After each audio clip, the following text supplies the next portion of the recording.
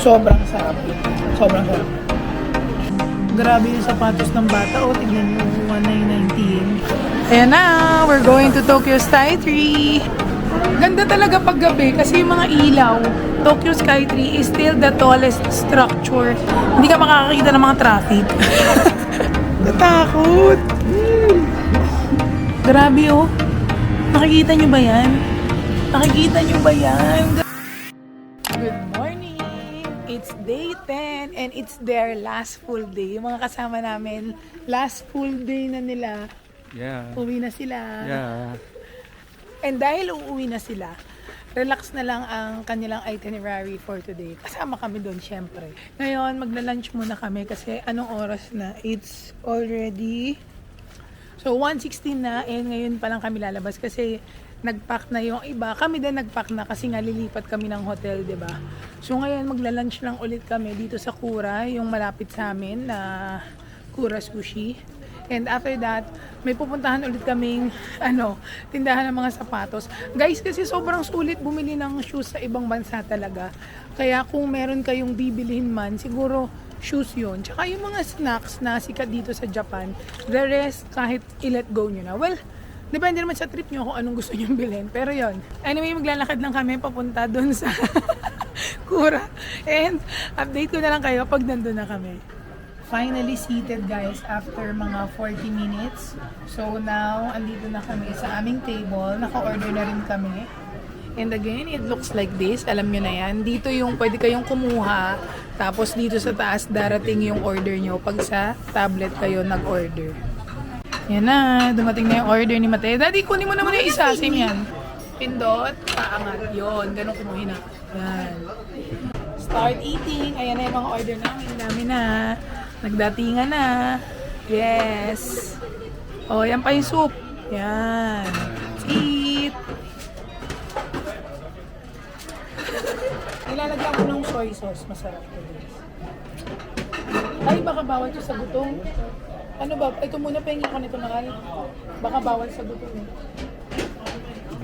Medyo gutom ako eh. Para lang sure, itlog. O rice.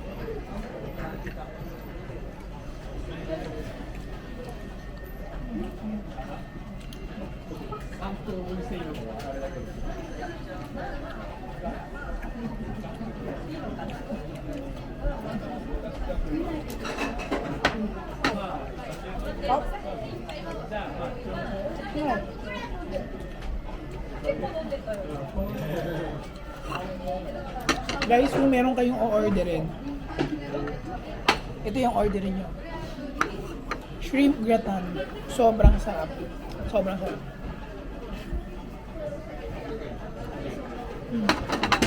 Done eating at Kura. And imagine guys ha, 22 plates yung nakain namin. Tapos merong isang soup, may dalawang drinks.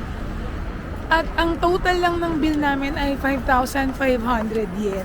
Siguro that's just around 1,900 pesos. Or sabihin mo ng 2,000 pesos for everything na kinain namin.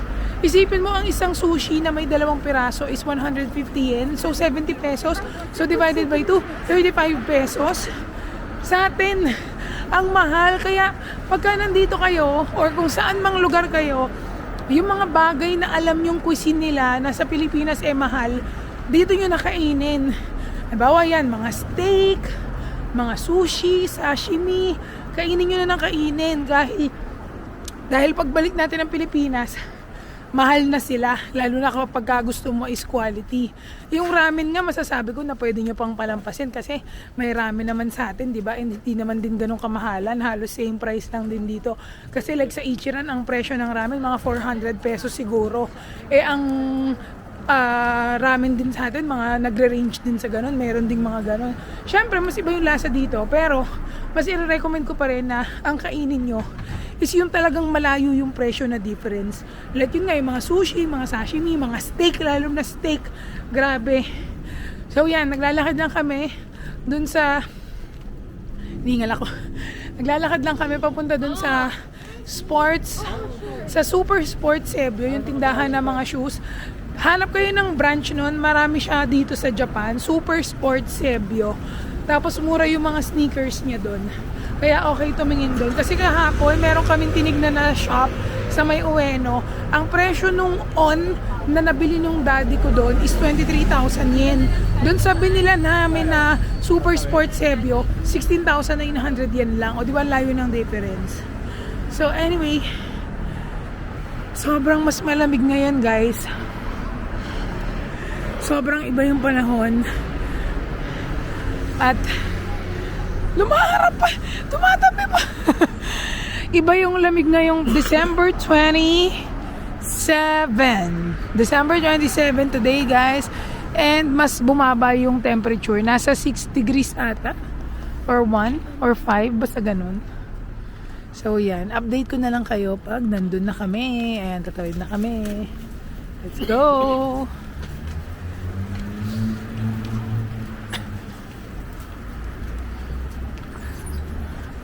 So, andito na kami sa Super Sport Sebio. And ganito yung itsura niya guys. As in, malaki siyang sporting goods. Siguro, pwede nyo ma-compare sa Decathlon. Kasi, lahat din ng iba-ibang klaseng sports, meron sila dito. Badminton, tapos yan, mga lahat ng brands ng shoes. May Adidas, may Under Armour, Puma. So, pang basketball. Yan, mga ganyan. Even accessories sa mga ibang gamit. Halimbawa ito sa golf ba to? Pin. Meron din sila, ayan o. Mga pang golf ba yan? Hindi ko alam guys, pasensya na. Ayan o, yung mga ganyan.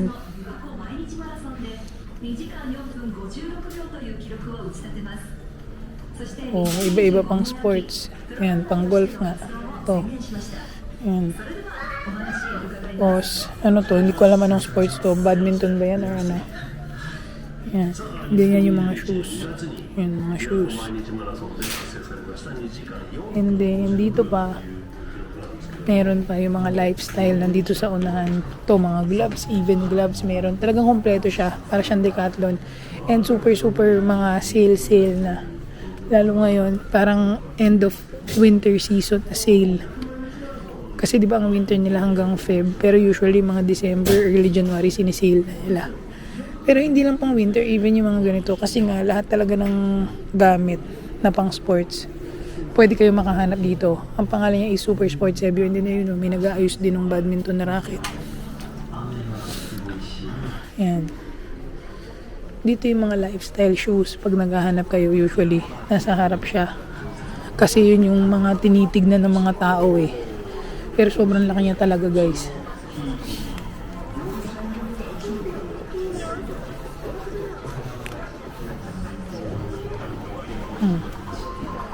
Ayan. Dito yung mga lifestyle shoes. Ayan. Ito. Ayan. Mga lifestyle shoes. Makikita nyo pag naka-sale. Ayan, may nakalagay naman sale. Ayan. Ito, sa kids shoes. Sobrang dami. Ayan, ang gaganda. Tignan nyo presyo. 2,990 yen na lang. So, nasa mga 1,2 na lang. Ayan, 1,2 lang to. Ayan, diba? Ayan, ang dami. Ayan. May mga damit din sila dito. Mga nakasale, puro pang winter. Ayan. Ano? Mga pang winter. Uy, ang mura na lang nito 14,700 yen from 23,100. Mura yun Mga 5K.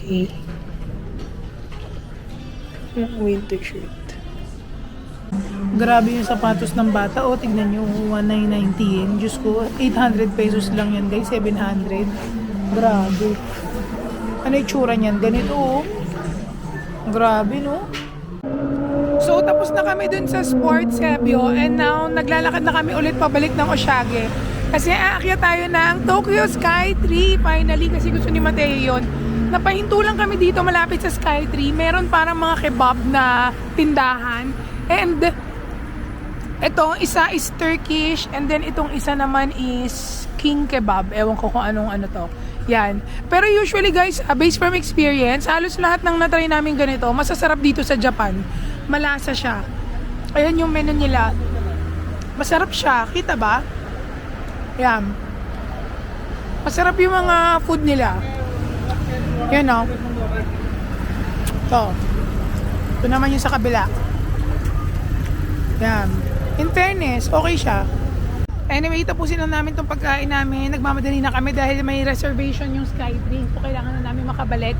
And then, update ko kayo pag nandun na tayo sa taas. Ayan na, we're going to Tokyo Skytree. Tapos, ito yung last time, yung food, na Christmas Village. Talagang until December, lang sila guys, December 25. Tingnan nyo, wala na. Sarado na lahat ng mga stalls. Ayan, dito tayo papasok para sa ating Skytree experience. Let's go! Yan na. By the way, yung ticket pala for this one is nabook ko through Klook. Siyempre, alam nyo na yan. You can use my code MommyCamsKlook para sa inyong mga discounts, para sa activities, and even hotels. So, kaming tatlo, parang ang presyo lang namin is nasa 2,000, pati ako nagkakamali, mga ganun lang kasi sobrang mababa lang naman yung price para sa kids. So yan, antayin lang natin mga kasama ko kasi nag-CR sila and then aakyat na tayo sa Skytree. Okay guys, so pagka nakabook na pala kayo, pag akyat nyo, meron pa silang pang-exchange ng ticket. Ayan o, exchange nyo dyan yung ticket nyo ng Skytree para mabigyan kayo ng actual ticket. Tapos medyo mahaba pa yung pila kasi yung elevator, parang iilan lang. So, ang haba ng pila, 4:5:30. Tapos, tinanong ni Lester. Kasi si Lester naka-t-shirt lang eh. Kung malamig sa taas. Hindi pala, kasi nga pala, enclosed. Hindi naman siya yung open area. Kaya, huwag kayong mag-worry kung baka feeling nyo is kulang yung suot nyo. Are you excited? Look here. Yes! I'm so...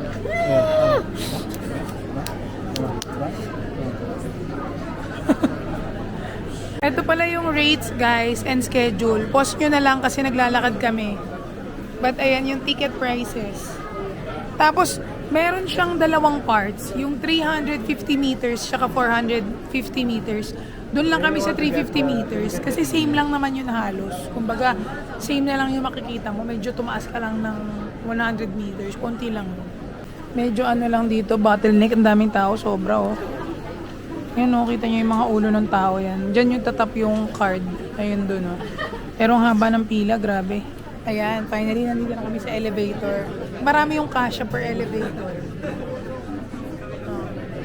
Yan kami lahat. Tapos meron parang 3 or 4. Ilang elevator? 4 na elevator na ganito karami para makaakyat dun sa taas. Kaya mahaba yung pila dito. Nagba-bottleneck dyan. Ayan lahat yun. Hanggang dun sa entrance kanina. Andito kami sa 4th floor. Ayan, sa 4th floor kami. Pupunta kami dun sa Tembo Deck floor 350. Tapos yung pinakamataas pa is Tembo Galleria which is 450 meters. Tapos ang total height nitong building ay 634 meters. Sabi sa Google, parang ito daw yung tallest sa Japan. I don't know, correct me if I'm wrong guys.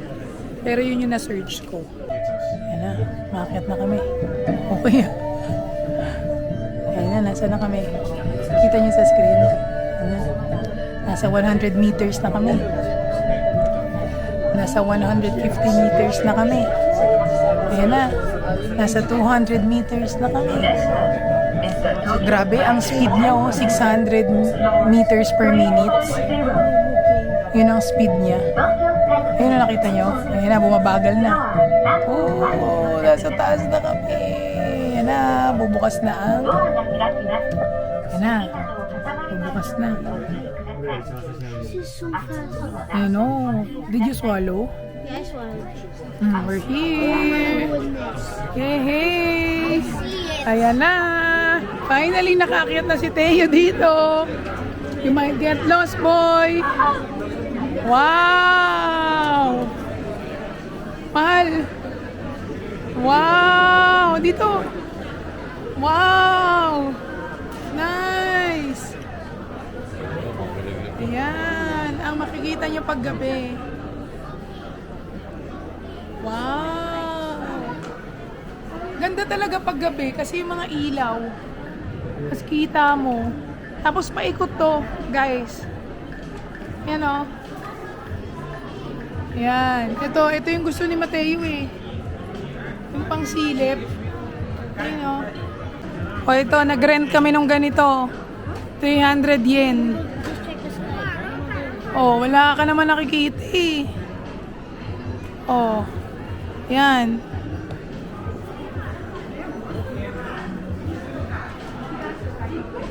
Meron din sila dito guys na Sky Tree Cafe. Ayan. Kita nyo? Tapos may spot na pwede kayong uminom. Pero makikita nyo rin naman, wala namang special dun sa spot na pwede kang uminom. Pero yan. Tapos ito yung menu nila. Pwede na, I mean for a tourist spot, hindi nila masyadong minahalan yung presyo ng mga drinks nila. Kasi like ito, 700 yen lang. Yung mga soft drinks is 600, coffee. Kumbaga hindi masyadong super na parang taga. Alam nyo yun, alam nyo na, di ba may mga ibang tourist spot gano'n. And nandito yung elevator, papunta dun sa pinakataas pa. Ito, dito siya. May separate ticket pa yan. Aakit kayo dun sa 450 meters to 445 to 450 meters. Ayan, paakyat pa. Ayan, and guys, ginugol ko na, totoo na ang Tokyo Skytree is still the tallest structure here in Japan. So yan, ito pala. So anyway, maglilibot na lang kami, paulit-ulit lang naman ito makikita nyo. Kung may makita ko interesting, pakita ko sa inyo. Ito, tingnan nyo, ang ganda. Ayan o, anong river kaya yan? Ang ganda, no? Imagine nyo, no, pag gabi, kitang-kita mo, yung ganyan, grabe. Grabe yung lights, nakakatuwa. Tsaka dito, pag zoom mo yung daan, hindi ka makakakita ng mga traffic. Yung mga ilaw nasa building, hindi nasa daan sa mga kotse. Ayun, nakita nyo? Ayun. Pababa na kami ngayon, from 350, punta kami 345. 340 yung exit floor. 345 is yung mga souvenir shop. Sa 340 meters, meron ding Skytree Cafe. And parang mas maganda dito. Parang maganda yung upuan dito. And hindi naman din ganun kamahal. Mura lang din siya, in fairness.